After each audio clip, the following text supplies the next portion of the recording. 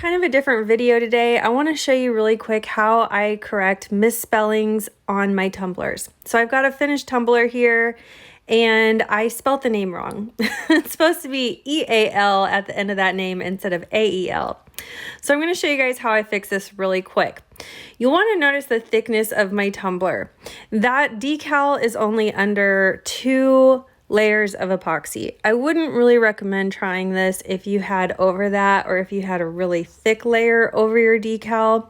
I also wouldn't recommend this if you had some paint or something that you would mess up during this process. In other words, like if you had that decal around some like nicely painted area or something. First thing that we're going to do is I'm going to take my heat gun and I'm just going to run that over the area of the decal that I need to remove.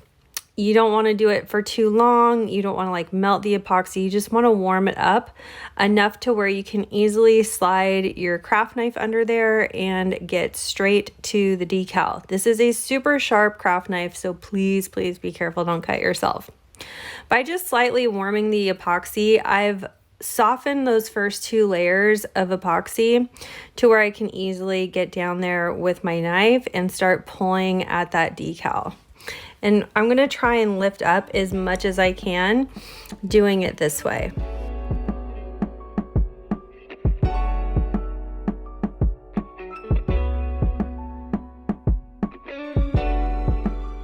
At some point when you've kind of pulled up as much as you can, you want to score the epoxy around the decal that you're removing. So by scoring, I mean just running your knife kind of along that area and pulling up those layers of epoxy that are covering your decal.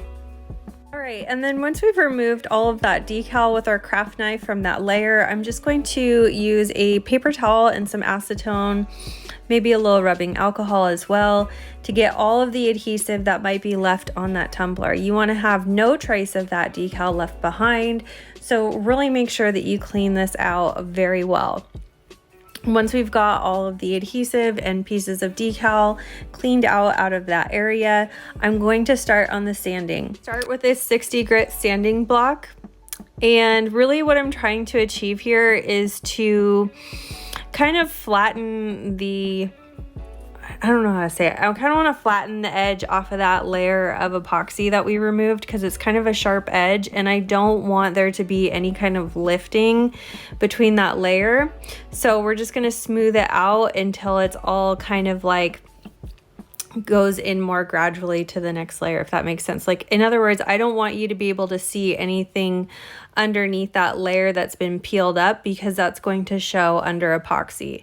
So I just sanded for about 10 minutes with like short breaks in between. Obviously, you guys could use like an orbital sander or a mouse sander or something like this if you know you don't want to hand sand it. I just prefer to hand sand because I have more control. But every few minutes or so, I would take a like spray bottle of rubbing alcohol and see where I was with the process. The goal here is so that when the cup is wet, you don't see any edges from the areas that we removed. So you can't tell that there's a whole layer of epoxy missing. So we've got that smoothed out as much as possible. I'm going to take this over to my sink and just rinse it off with some water. And then I'm going to bring it back to my desk and spray it down with some rubbing alcohol and just make sure that you can't really see any of the edges from where we removed that decal. Okay, so I'm just going to clean this off really well. If you have everything smooth enough in the space that you need to apply your decal, then you can definitely put your decal on this step. However, my decal I made slightly larger than I did it the first time, just because the first time I laid this decal, I felt like I made it a little bit too small. So the second time around, I'm going to take advantage of my second chance, and I made it a bit bigger, which means I need to put a layer of epoxy on first. So I've got 20 milliliters of epoxy here. Obviously my cup is completely clean and dry, okay? And I've got just some fast set epoxy from Alumilite. I absolutely love this stuff. We're just gonna apply this like we would any other epoxy coat. However, this time around, I am not going to epoxy the very bottom of my cup. It's not necessary, and I'm going to be putting on another layer over this anyway. So I'm just going to skip epoxying the bottom just so I can avoid any extra bulk around that bottom corner. This is a fast setting epoxy, so after about 4 hours, I was ready to apply my decal. All right, so when I went to put my decal on, I didn't even take my cup off the turner. Like, I already knew that my cup was smooth and I knew where I wanted to place that decal. So I just went for it. I used my ruler to make sure everything was on there nice and straight. And then using the hinge method, I applied my decal like I normally would. And I'm just going to smooth out any kind of bubbles and wrinkles with my fingers here and make sure everything's on there nice and smooth.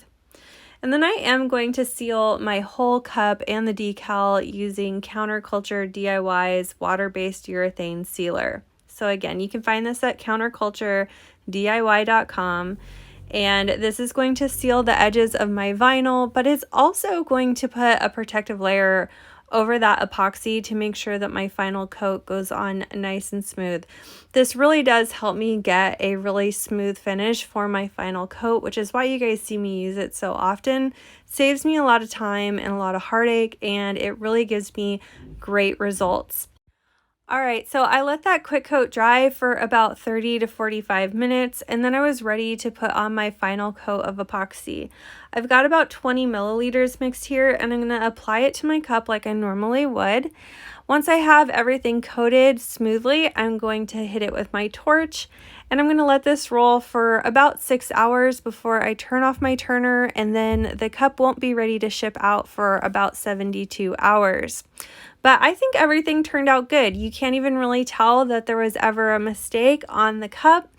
And you guys, if you like these repair type videos or like fundamental or beginner type videos, give us a big thumbs up on this video and let me know in the comments. And if you haven't already, please subscribe to our channel. I do upload every Wednesday and Saturday. Thank you so much for watching, and we will see you again soon.